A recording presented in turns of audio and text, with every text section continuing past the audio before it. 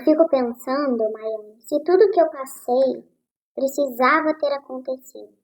Porque se não precisava, então foi sofrimento à toa. Essa é uma pergunta que aparece de muitas formas. Às vezes como raiva, às vezes como culpa, às vezes como revolta. E muitas vezes como uma tentativa de dar algum conforto ao que foi vivido. Porque é difícil sustentar a ideia de que algo nos atravessou profundamente e que talvez não exista uma explicação capaz de fechar essa experiência. Quando alguém pergunta, meu sofrimento tem algum sentido? Eu não escuto isso como uma curiosidade filosófica. O que costuma estar em jogo é outra coisa. Eu preciso acreditar que houve um motivo, porque a ideia de ter sofrido sem garantia nenhuma é insuportável para o sujeito. E é interessante perceber como que nessa hora a pessoa começa a revisar tudo que viveu, tentando encontrar um ponto que justifique a dor.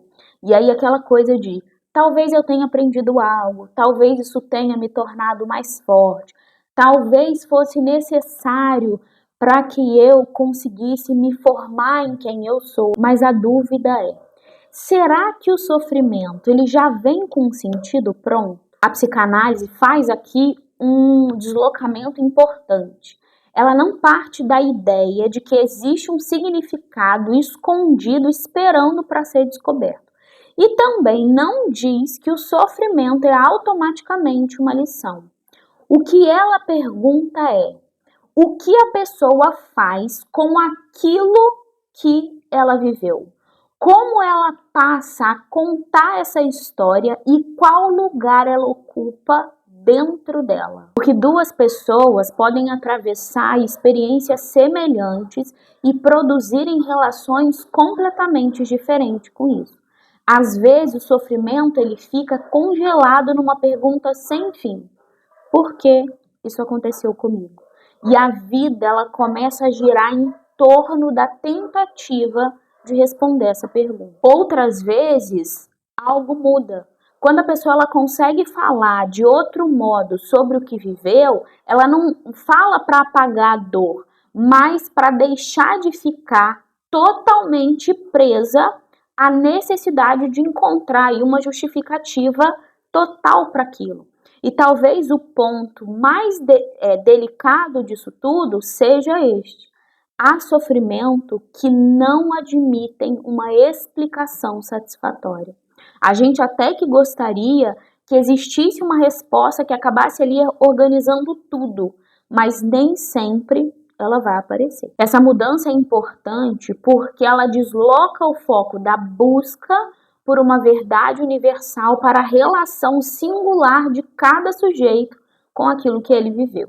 Às vezes, a necessidade de encontrar um sentido, ele funciona como uma forma de não entrar em contato com a perda, com o acaso, com aquilo que não pôde ser controlado. E isso não significa desistir de compreender a própria história. Significa reconhecer que compreender não é o mesmo que conseguir fechar a conta. Eu não responderia simplesmente sim, o sofrimento tem sentido. E também não diria não tem nenhum sentido. Porque na experiência analítica, o sentido não aparece como uma resposta pronta entrega ao sujeito. Ele pode surgir, se surgir, no modo como cada um vai se implicando na própria história. Nas escolhas que repete, nas perguntas que insiste em fazer e na forma como consegue falar daquilo que o marcou. Então, eu deixo uma pergunta para você. Quando você pensa no que viveu, está tentando descobrir um sentido ou está tentando encontrar uma garantia de que a sua dor não foi em vão?